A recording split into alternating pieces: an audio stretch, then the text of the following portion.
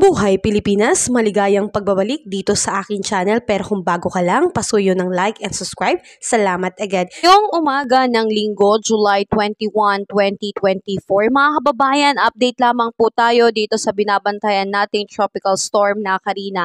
Sa ngayon po, ang sentro nito ay matatagpuan po sa layong 350 km east of Casiguran, Aurora, at ito po ay may lakas ng kanyang hangin na 85 km per hour. Ito po ay bumubugso ng 111 km per hour. At ito po ay patuloy na umuusad o kumikilos patungo ng westward at 20 km per hour. So patuloy po itong nagbibigay ng pag-ulan lalo na po ngayon hanggang bukas dito po sa mainland ng Cagayan and Babuyan Island. At asahan din po natin na magpapatuloy po ang maulang panahon hanggang bukas at hanggang Tuesday dito naman po sa lugar ng Batanes, ganun din po sa Babuyan Island at kasama pa rin po ang Cagayan. So patuloy po tayong mag-ingat mga kababayan dahil patuloy po itong nagbabanta ng pagbaha lalo na po sa mga low-lying areas at landslide din po lalo na po sa mga mountainous areas. Kaya patuloy po tayong maging updated sa ating ulat panahon.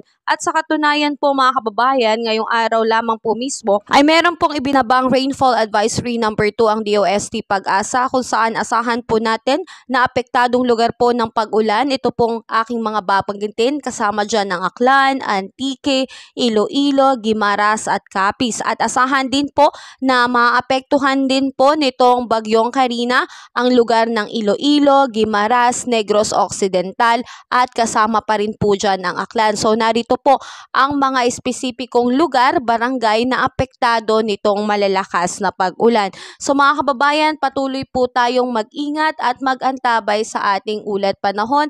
Palagi ko po kayong i-update sa magiging kilos at mga lugar na apektado nitong bagyong Karina. Kaya patuloy po tayong mag-antabay upang lagi po tayong aware sa kung ano man po ang nangyayari sa ating panahon ngayong araw ng Linggo.